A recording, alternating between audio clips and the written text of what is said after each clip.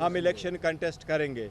और वो लोग जो पीटीआई की ये मुखालिफत की कोशिश कर रहे हैं, क्योंकि इलेक्शन कमीशन ने इस ऑर्डर को बड़ा डिले कर दिया था। जी देखिए, माजी में मिलती है, आपको आपको याद होगा कि पीपल्स पार्टी की तलवार होती थी एक ज़माने में।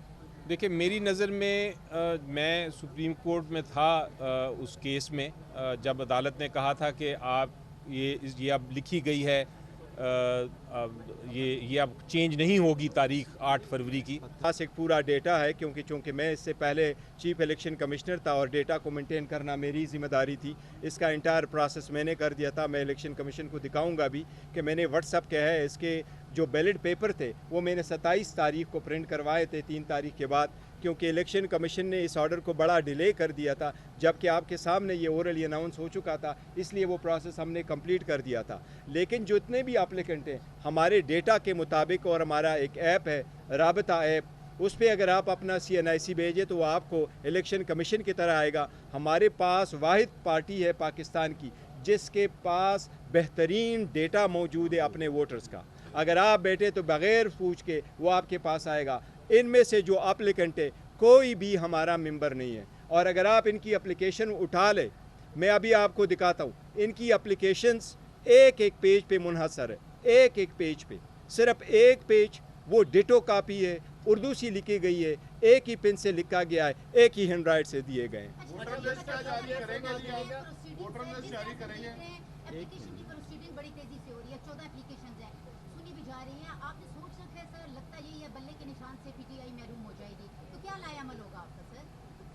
देखिए, पहले तो इंशाअल्लाह ताला बल्ले से महरूम नहीं करे होंगे, और कोशिश तो बहुत ज़्यादा की जा रही है। हमें बहुत खदशाता है और खदशे के पेश नज़र हम पेशावर हाई कोर्ट गए हैं। लेकिन ये देखो, आपको कल भी हमने वाज़े तौर पर कहा था, पीटीआई किसी सूरत इलेक्शन का बॉयकॉट नहीं करेगी, हम इलेक्शन कंटेस्ट करेंगे। और वो लोग जो पीटीआई की ये मुखालिफत की कोशिश कर रहे हैं, उनको नाकामी होगी। इंशाअल्लाह ताला पीटीआई के वर्कर सपोर्टर इलेक्शन में होंगे इंशाअल्लाह।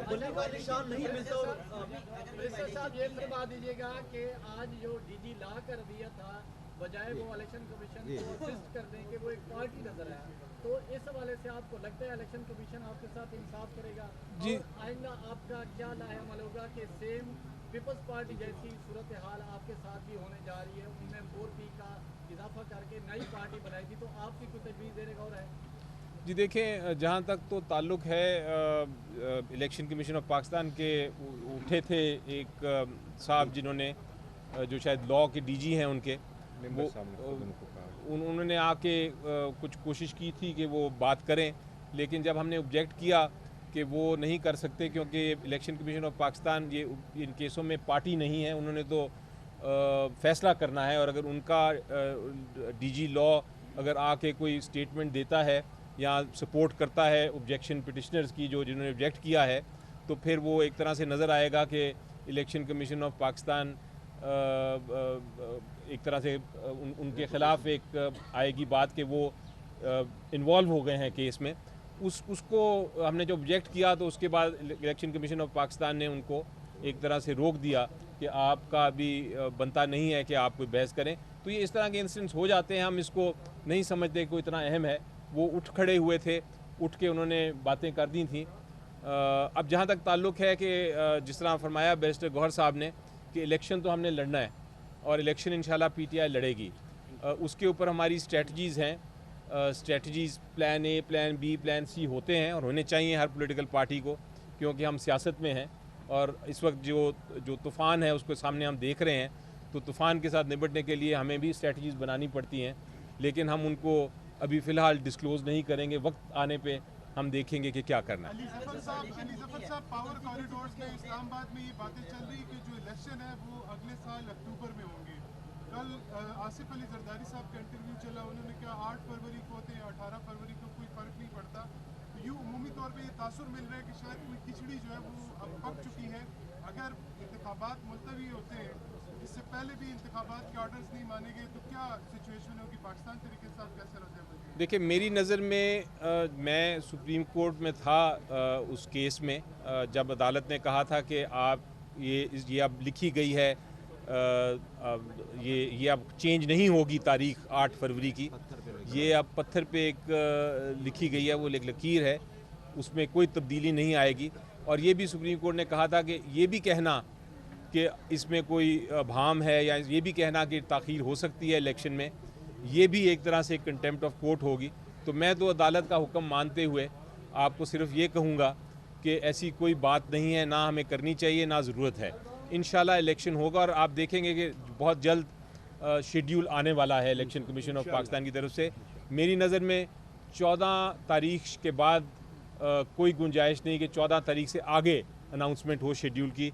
मेरे मुताबिक वो जो मिनिमम डेट्स हैं, मिनिमम डेज़ हैं 54 डेज़, वो पूरे होंगे 14 यानी अगर 14 दिसंबर को वो अनाउंस करेंगे शेड्यूल तो वो 54 डेज़ पूरे होंगे। इससे उससे आगे 14 से आगे शेड्यूल नहीं ले जा सकती इलेक्शन कमीशन ऑफ पाकिस्तान।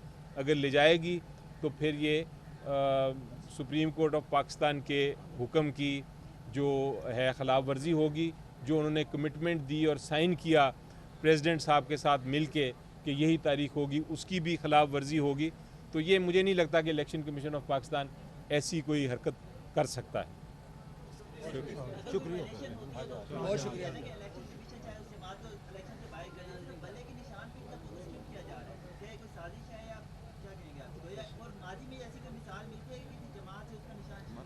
जी देखिए, माजी में मिलती है, आपको याद होगा कि पीपल्स पार्टी की तलवार होती थी एक ज़माने में और वो उनसे छीनी गई थी। उन्होंने फिर पीपीपीपी बना के तो तीर का निशान अपनाया था और उनको इलेक्शन में फ़र्क नहीं पड़ा था। तो आप बात सही कर रहे हैं कि तीर का निशान लेना या ना लेने से शायद इतना फ़र्क नहीं पड़ता, क्योंकि लोग तो इमरान खान साहब को वोट कर रहे हैं जो भी निशान हो। लेकिन क्यों लिया जाए, क्यों?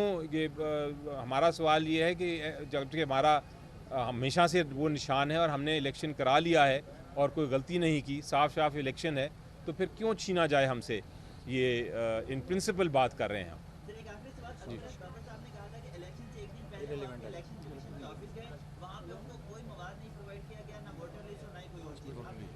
देखें, ये तो इन्होंने इलेक्शन कमिश्नर जो हैं, चीफ इलेक्शन कमिश्नर, उन्होंने बड़ा वाज़े तौर पे बता दिया है कि ऐसी कोई बात नहीं है। नंबर 1 तो वो वोटर ही नहीं है, तो किसी वोटर आम शख्स का तो आके नॉमिनेशन पेपर्स लेने का हक वैसे भी नहीं है। लेकिन यकीनी तौर पे जो 3 दिन तक खुला था दफ्तर, जितने नॉमिनेशन पेपर्स जो लेना चाहता था वो ले सकता था। इसमें क्यों ममानियत करें हम, जबकि हमने इलेक्शन कराना है। बल्कि जब चेयरमैन साहब थे चीफ इलेक्शन कमिश्नर, तो इन्होंने तो बाकायदा जो बैलेट पेपर्स हैं वो रंग बिरंगी प्रिंट आउट किए थे और आज हम लेके दिखाएंगे भी परसों इलेक्शन कमीशन ऑफ पाकिस्तान को कि हर सूबे का एक अलग बैलेट पेपर था। तो हम तो तैयार थे इलेक्शन के लिए, कुछ अनअपोज था इसलिए ज़रूरत नहीं पड़ी। Thank you.